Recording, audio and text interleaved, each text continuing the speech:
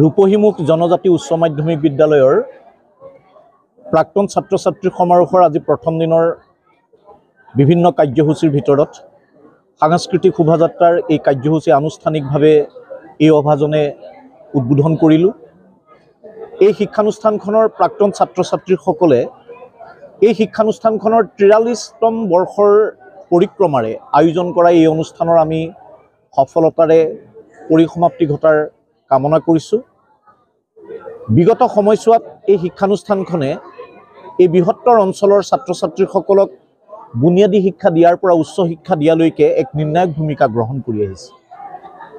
এতিয়া এই প্ৰাক্তন ছাত্ৰ ছাত্ৰীৰ সমাৰোহে সামগ্ৰিকভাৱে এই বৃহত্তৰ অঞ্চলৰ ছাত্ৰ ছাত্ৰীসকলক অকল বৰ্তমান শিক্ষাৰত ছাত্ৰ ছাত্ৰীসকলেই নহয়, যিসকল প্ৰাক্তন ছাত্ৰ ছাত্ৰী সকলো ইয়াত সমাৱেশ হোৱাৰ এক সুবিধা দিছে।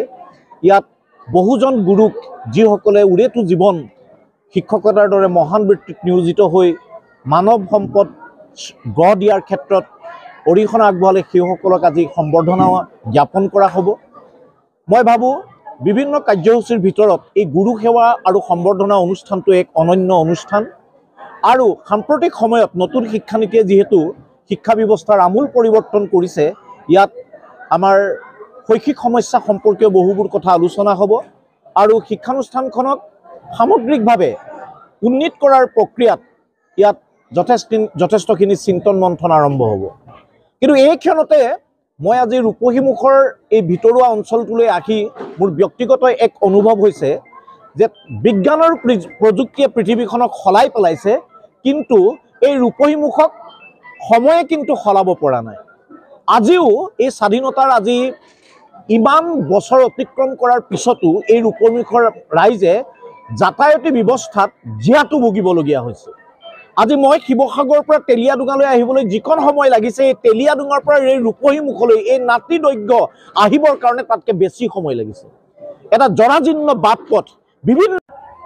আজি আমি ৰূপহীমুখ জনজাতি উচ্চ ইংৰাজী বিদ্যালয়ৰ প্ৰাক্তন ছাত্ৰ সমাৰোহৰ দুদিনীয়াকৈ অনুষ্ঠিত হোৱা বৰ্ণাঢ্য কাৰ্যসূচীৰ প্ৰথম দিনা উপস্থিত থকা সমূহ প্ৰাক্তন ছাত্ৰ ছাত্ৰী তথা অঞ্চলৰ ৰাইজ আৰু আমাৰ প্ৰাক্তন শিক্ষাগুৰুসকললৈ এই অনুষ্ঠানৰ যোগেদি আন্তৰিক ধন্যবাদ জনাইছোঁ।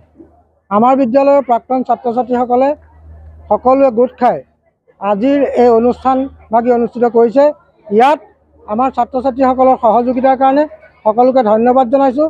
আৰু আমাৰ এই কাৰ্যসূচী ইতিমধ্যে আমাৰ পতাকা উত্তোলন, বৃক্ষৰোপণ, মূল দ্বাৰ উন্মোচন আৰু স্মৃতিচাৰণ সভা, সাংস্কৃতিক শোভাযাত্ৰা হৈ গৈছে।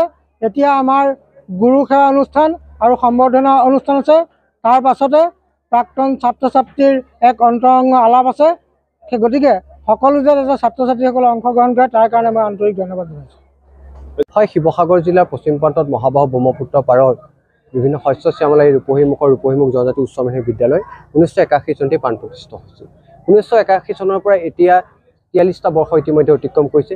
43টা বছৰত ইয়াত এই যিসকল প্ৰাক্তন ছাত্ৰ ছাত্ৰী ইয়াত পঢ়িছিলে সেইসকলক আমি একেলগে একগোট কৰি পেলাই এই ৰূপহীমুখ জনজাতি উচ্চ মাধ্যমিক বিদ্যালয়খনৰ যাতে শৈক্ষিক মানদণ্ড আমি আগুৱাই লৈ যাব পাৰোঁ, প্ৰাক্তন ছাত্ৰ ছাত্ৰীসকলৰ শৈক্ষিক যিসকলৰ নিজৰ বৈদিক সাংস্কৃতিক জগতৰ লগত নিজে খাপ খাই আছে, সেই সমান্তৰাল সকলোকে সমাহিত কৰি পেলাই এই অঞ্চলটোক আগুৱাই লৈ যাব পাৰোঁ। ইয়াৰ জ্বলন্ত সমস্যা আছে, এই সমস্যাসমূহ যাতে প্ৰাক্তন ছাত্ৰ ছাত্ৰীসকলে একগোট হৈ আমি সমাধান কৰিব পাৰোঁ, এনে কিছুমান মন আৰু পণ লৈ পেলাই এই অনুষ্ঠানটো আমি আয়োজন কৰিছোঁ।